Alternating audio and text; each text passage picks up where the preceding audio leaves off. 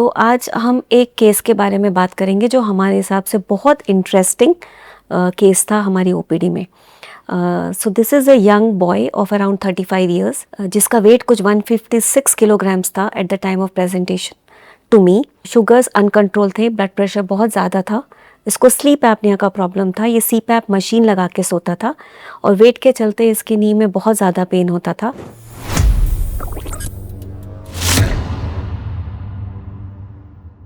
Hello everybody, this is Dr. Reema Kashiwa, Director of Center of Excellence of Diabetes and Obesity, Noble Hospital, Pune. जैसा कि आप लोग अभी तक जान चुके हैं कि Noble Hospital has a wonderful obesity clinic and we have many wonderful successful stories. इस clinic में mainly Dr. परमेश्वर भांबले as a bariatric surgeon हैं and I work as a bariatric physician. And we have many wonderful success stories from our hospital's obesity clinic. तो आज हम एक case के बारे में बात करेंगे जो हमारे हिसाब से बहुत इंटरेस्टिंग केस था हमारी ओपीडी में। So this is a young boy of around 35 years जिसका वेट कुछ 156 किलोग्राम्स था at the time of presentation to me. Sugars uncontrol थे, ब्लड प्रेशर बहुत ज़्यादा था, इसको स्लीप एपनिया का प्रॉब्लम था। ये सीपैप मशीन लगा के सोता था और वेट के चलते इसकी नी में बहुत ज़्यादा पेन होता था और ये नॉर्मल रूटीन एक्टिविटीज़ भी अपनी परफॉर्म नहीं कर सकता था। सो व्हेन आई से नॉर्मल रूटीन एक्टिविटीज़ मतलब इसको नहाने धोने में और अपना सामान उठा के रखने में भी प्रॉब्लम आती थी because of which is weight, और उसके कारण उसकी सीडेंट्री लाइफस्टाइल होती चली गई और वेट और बढ़ता चला गया and he was very depressed because of his weight.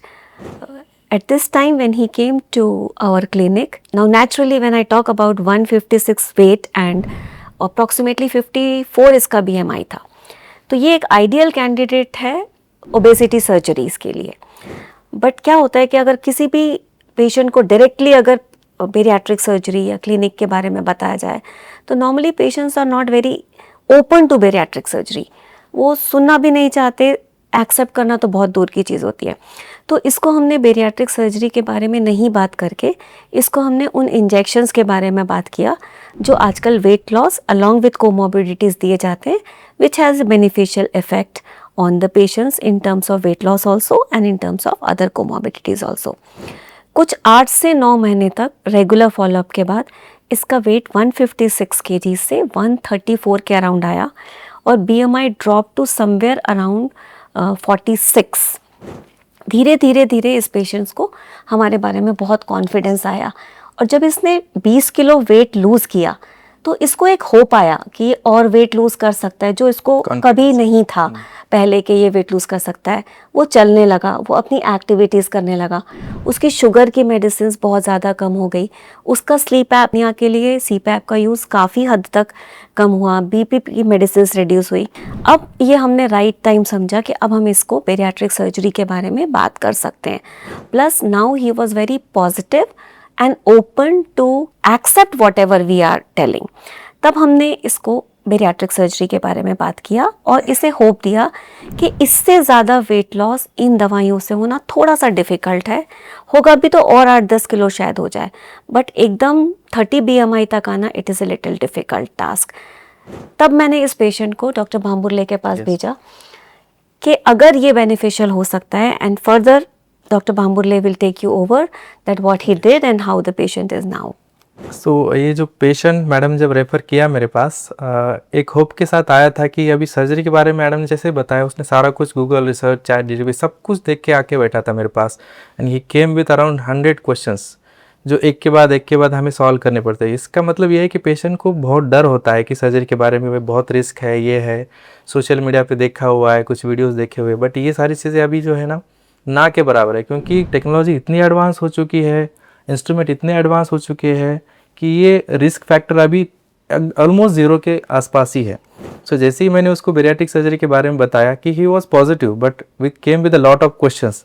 तो सारे क्वेश्चन को जब हम एक से एक टैकल करते गए तो उसको लगा कि बेरियाट्रिक सर्जरी तो ये आराम से हो सकती है और डॉक्टर इतना कॉन्फिडेंस दे रहे हैं तो वो और पॉजिटिव होकर उसने सोचना शुरू कर दिया.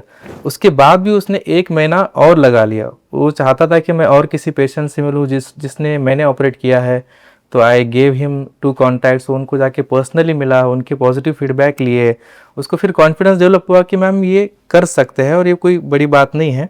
अगर इसके मेरे को बहुत फ़ायदे हैं, मेरे जो ओबेसिटी के साथ मेरा डायबिटीज़ भी कम हो रहा है, मेरा स्लीप अपनिया भी कम हो रहा है, सीपैप की ज़रूरत भी नहीं पड़ेगी। तो और वो पॉजिटिव सोच के जब मेरे पास आया, तब उसने फाइनली डिसाइड किया कि चलो गो हेड, हम सर्जरी करते हैं। सो लगभग अभी शायद 3-4 महीने हो गए 4 उसको, months. 4 मंथ्स हो गए।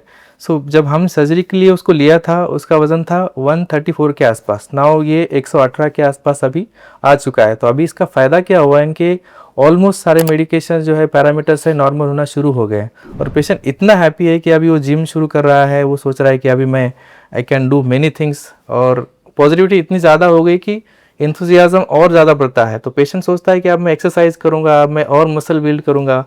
जब ये सारी चीज़ें उसके कंट्रोल हो गई, तो मैडम को जब सारी चीज़ें हम इन्वेस्टिगेशन करने के लिए भेजते हैं कि भाई पैरामीटर्स कैसे ठीक हुए पेशेंट के, तो बाकी पैरामीटर्स के बारे में मैडम बताएंगे कि उसको क्या क्या हेल्प हुआ है ओबेसिटी सर्जरी के बाद। अभी उसको ऑलमोस्ट ना के बराबर डायबिटीज़ की मेडिसिन लगती है, ब्लड प्रेशर का कोई मेडिसिन उसको नहीं लगता। सीपैप का यूज़ उसका बहुत मिनिमल हो गया है, वो 2 घंटे या 3 घंटे ही लगाता है, जो उसको पूरी रात अप्रॉक्सीमेटली 9 घंटे लगाना पड़ता था। उसका नी का पेन बिल्कुल चला गया है, कॉन्फिडेंस बहुत बूस्टअप हुआ है।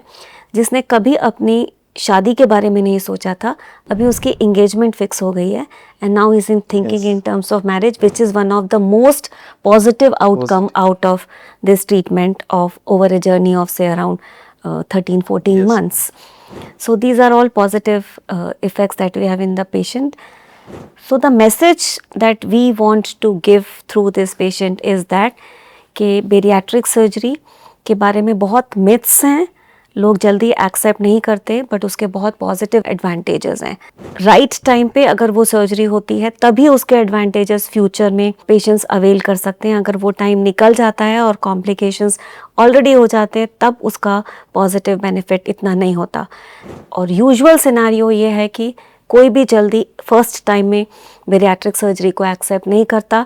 सो this is one of a very fantastic approach कि आप पहले मेडिसिन दीजिए, थोड़ा बहुत कम करिए, फिर उन्हें कॉन्फिडेंस दिलाइए and then post them over और talk them across the table about the bariatric surgeries.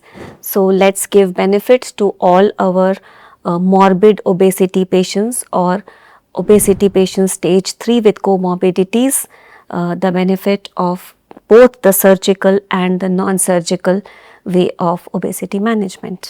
Yes ma'am. So basically हर किसी पेशेंट को हम बेरियाट्रिक सर्जरी बताते ही नहीं है। जो एक WHO का क्राइटेरिया है या इप्सो की क्राइटेरिया है, जिसमें हम बोलते हैं कि आपका BMI 40 के ऊपर होना चाहिए, उसको हम क्लास 3 ओबेसिटी या मॉर्बिड ओबेसिटी बोलते हैं। और अगर आपका BMI 35 है और उसके साथ आपको मान लो कि डायबिटीज़ भी है, कोलेस्ट्रॉल भी है या फिर स्लीप एपनिया है, तो ये जो आइडियल कैंडिडेट होते हैं जिनको हम सर्जरी सजेस्ट करते हैं। जो कुछ पेशेंट होते हैं जो चाहते हैं सर्जरी नहीं कराना चाहते हैं, तो उसमें हम मेडिकेशन जो मैडम देती है उससे भी BMI ऑलमोस्ट मैम 20% आपका वेट लॉस होता है। 15 to 20% weight loss. और कभी कभी सर्जरी की ज़रूरत भी नहीं पड़ती है। Yes. तो नोबेल हॉस्पिटल में मैडम के गाइडेंस के अंडर हम जो डिपार्टमेंट चलाते हैं, जो ओबेसिटी क्लिनिक चलाते हैं, तो हमारा मेन फोकस होता है कि उनको हम नॉन सर्जिकल अप्रोच ही पहले बता दें।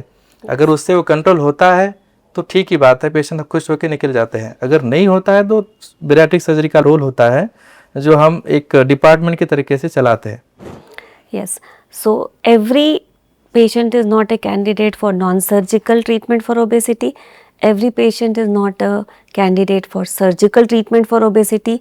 Usually it is a mix and match of certain things. और बहुत सारे पेशेंट सर्जरी एस्केप करते हैं, जैसे सर्जन ने बताया, डर की वजह से।